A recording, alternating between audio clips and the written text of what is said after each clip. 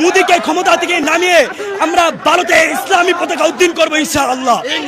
শুভেন্দু এবং নরেন্দ্র মোদী অতি দ্রুত এই আগ্রাসন বন্ধ করুক, না হলে বাংলাদেশের জনগণ সে গাজাতুল হিন্দের ডাক দিবে। বাংলাদেশের এই কিছু জেহাদি গাড়লগুলো এরা ভাবে কি ওরা যেরকম সেরকমই বোধহয় অন্য লোক, মানে হিন্দুরাও বোধহয় ওরকম হবে। ওরা যেরকম কনভার্ট করার জন্য সবসময় মুখিয়ে থাকে অন্য ধর্মের মানুষদের, অন্যান্য ধর্মের মানুষরাও বোধহয় সেরকমই হবে।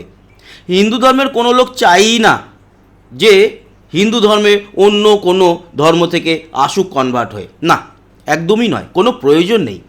হিন্দু ধর্ম নিজের মতো করেই বেঁচে আছে, বেঁচে থাকবে, কোনো আদার্স ধর্মের লোককে দরকার নেই। কিন্তু এই গারলদের কে বোঝাবে? এই গান্ডুগুলো ভাবে যে আমাদের পশ্চিমবঙ্গের কিংবা ভারতে যে মুসলিমরা থাকে ওদের মতো গান্ডু না, ওরা দাঙ্গা লাগাতে চাইছে আমাদের পশ্চিমবঙ্গে, কিন্তু হবে না।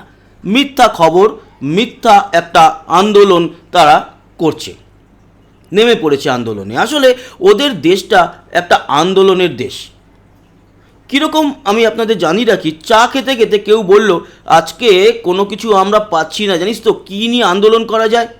বলে চল তাহলে আজকে ভারতের সম্পর্কে একটু আন্দোলন করে আসি। কি না নতুন একটা সরকার এসছে, বলে তো দিই নিজের মতো করে।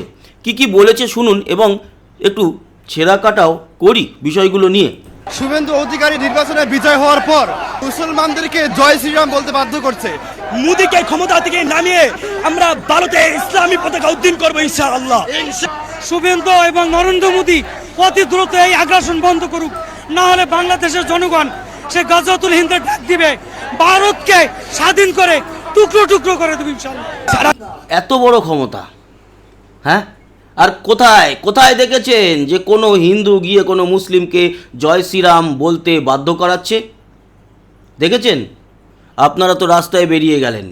আর গাজিয়াতুল হিন্দ লুঙ্গির পেছনে ঢুকে যাবে চাচা, লুঙ্গির পেছনে ঢুকে যাবে। আপনারা জানেন না যে আমরা যাদের নিয়ে এসছি এই পশ্চিমবঙ্গ গভর্নমেন্টে, তারা কিন্তু ওই আগের মমতা বন্দ্যোপাধ্যায় সরকার নয়, আর মমতা বন্দ্যোপাধ্যায় নয়, আর দলটার নাম টিএমসি নয়, দলটার নাম হচ্ছে বিজেপি।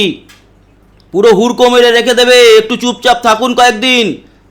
চাল ডাল যাচ্ছে তো, পেঁয়াজ যাচ্ছে তো বাংলাদেশে, পেট্রোল ডিজেল যাচ্ছে তো, যেটুকু প্রয়োজন ততটা হয়তো দিতে পারছি না, কিন্তু তাও তো চালিয়ে রেখেছি আমরা।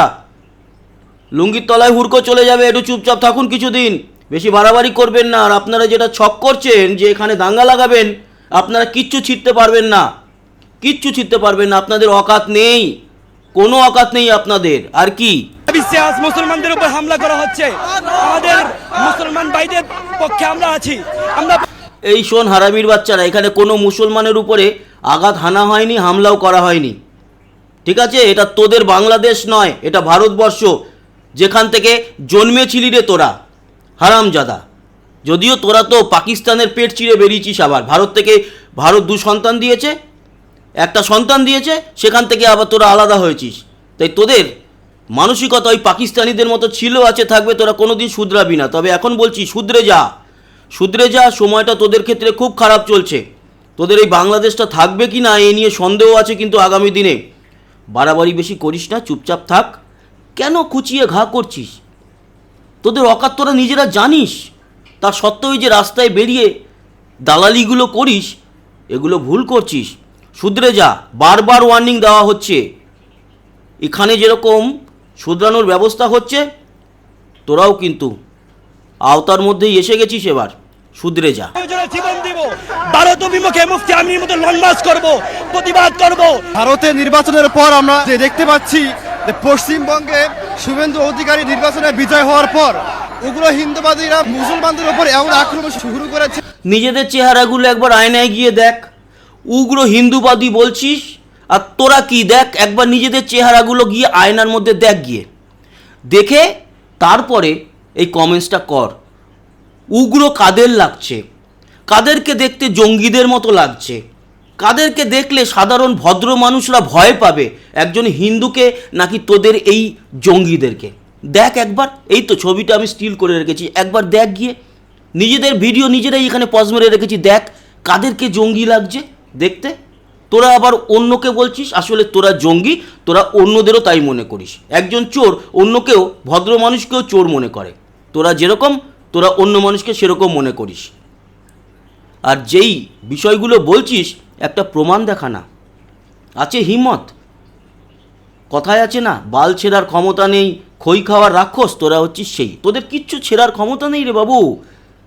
কেন নিজের পিছনে নিজে আঙুল গুজছিস? লঙ্কার গুঁড়ো আমরা কিন্তু আঙুলে ছড়িয়ে দেবো তোদের, তারপর গুজিস। সেই জ্বালার ব্যবস্থা হচ্ছে অলরেডি। আমরা তো সিল করে দিচ্ছি বাংলাদেশ বর্ডার। 45 দিনের মধ্যে জমি দিয়ে দিচ্ছে আমাদের বেঙ্গল গভর্নমেন্ট, যেটা এর আগের সরকার হতে দেয়নি, যেটা তোদের প্রিয় সরকার ছিল। হাঁটিয়েছি, এবার অনুপ্রবেশ বন্ধ হচ্ছে। আর তারপর এখানে যারা অলরেডি ঢুকে আছে তোদের ভাই ব্রাদার, তাদের তো হুড়কো হবেই, আর তোরাও খাবি। কখন হট করে কি ঘটে যাবে বুঝতে পারবি না। বেশি উজ্জীবিত হওয়া ভালো নয়, ওজন বুঝে ভোজন করা উচিত। বেশি খেয়ে নিলে পেট ফেটে যাবে, এ পেট ফাটার মতো ব্যবস্থা, এগুলো করিস না। তারা ঘর লুট করছে, দোকানপাট লুট করছে এবং মুসলমানদেরকে জয় শ্রীরাম বলতে বাধ্য করছে। কোথায় দেখেছিস এটা? একটা ভিডিও পোস্ট কর। আর দখল করছে, এই করছে, ওই করছে মুসলমানদের। তোদের কি হয়েছিল? তোদের কি হয়েছিল 14ই আগস্ট 2024? তোদের প্রধানমন্ত্রীর ব্রা প্যান্টি নিয়ে তোরা লুট করেছিস। তোরা আবার নীতিকথা শোনাচ্ছিস রে হারামির বাচ্চা। হ্যাঁ, তোরা নীতিকথা শোনাবি আর সেগুলো শুনবো আমরা। শুধরে যা। একটা রিপাবলিক এবং ডেমোক্রেটিক রাষ্ট্রের মধ্যে কিভাবে এই জঙ্গিবাদী মাথাচাড়া দিয়ে উঠছে। তোরা বলবি ডেমোক্রেটিক এই বিষয়গুলো, গণতন্ত্রের কথা তোরা বলবি, বাংলাদেশিরা বলবে গণতন্ত্রের কথা, আর আমরা সেটা শুনবো। তোরা বলছিস বল, কিন্তু এর পিছনে যে রিয়াকশন আসতে চলেছে তোরা কিন্তু বুঝতে পারবি না। পশ্চিমবঙ্গ সরকার টিএমসির নয়, এখন বিজেপির। কেন বুঝতে পারছিস না যে তোদের পিছনে কত বড় বাস এসে যাবে যখন তখন? আমরা সুষ্ঠু বিচার চাই। সন্ত বৌদি, তুমি যদি ঠিক না হয়ে যাও তাহলে পিছনে মুসলমান তোমাকে ছাড়বে না। তুমি হয়তো আজকে ঠিক আছো, ঠিক মনে রাখো, কালকে তোমার আসন ঠিক থাকবে না। এই জন্য বলি, সময় থাকতে তোমার আসন তুমি ঠিক করে। হ্যাঁ, এটাই আমিও বলছিলাম। আর ভিডিওটা দেখার ব্যাপার নেই, এই একই রকমই বক্তব্য সব জায়গা থেকেই, মানে সবাই মোটামুটি করেছে। একটা কথা বলি, সেটা হচ্ছে তোদের ওখানে চিন্ময় প্রভু, ওনাকে এখনো পর্যন্ত মিথ্যা মামলায় ফাঁসিয়ে আটকে রাখা হয়েছে, ঠিক আছে? এবং সেই ব্যাপারে আমাদের অনেক কিছু করার ছিল, করতেও পারতাম, ভারত করতে পারত, কিন্তু করেনি এখনো পর্যন্ত। এই যে ভদ্রতা দেখিয়েছে এখনো অবধি, এবং বাংলাদেশকে স্টেবল রাখার জন্য ভারত চাল পাঠিয়েছে, কয়লা পাঠিয়েছে, বিদ্যুৎ দিচ্ছে, এবং একেবারে যখন ইরান আমেরিকা যুদ্ধ চলছে তখন তেলও পাঠিয়েছে। তাও তোরা হচ্ছিস বেঈমানের জাত। তোরা যেগুলো করছিস এর জন্য কি হবে জানিস তো? আমাদের এখানকার হিন্দুরা এবার রেগে গিয়েই হয়তো কোনো মুসলিমের উপর আঘাত করে দিতে পারে। সেটা করবে না, করে দিতে পারে তোদের জন্য। তোরা আসলে ভারতের মুসলিমদের ভাই নোস, তোরা হচ্ছিস ভারতের মুসলিমদের সব থেকে বড় শত্রু। তোরা চাস না যে এখানে ভারতের মুসলিমরা ভালো থাকুক। তোরা যেরকম একেবারে ওই গাদার পেছনে ঢুকে আছিস, তোরাও চাস যে এখানেও যেন ওই রকমই মুসলিমরা থাকে।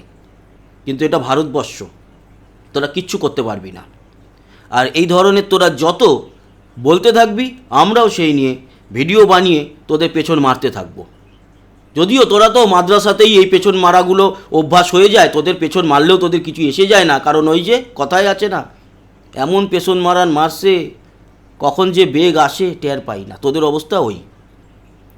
কিন্তু যখন এরকম মোটা আছলা বাস ঢুকবে তখন টের পাবি। সামনে দিয়ে একেবারে হুড়কো সময় যখন বেরোবে, ওই কী যেন একটা থাকে কাটা, ওইটা, তখন বুঝতে পারবি। ঠিক আছে? তোদেরকে সাবধান করে লাভ নেই, তবে খুব তাড়াতাড়ি তোরা জবাব পাবি, এটুকু বলে রাখলাম। বাকি আমাদের এখান থেকে যারা ভিডিও দেখছেন তাদের বলি সাবস্ক্রাইব করে সঙ্গে থাকুন, লাইক আর শেয়ার করবেন, কমেন্ট বক্সে আপনার মতামত জানাবেন। আসি, আবার দেখা হবে। সবাই ভালো থাকবেন, সুস্থ থাকবেন, টাটা।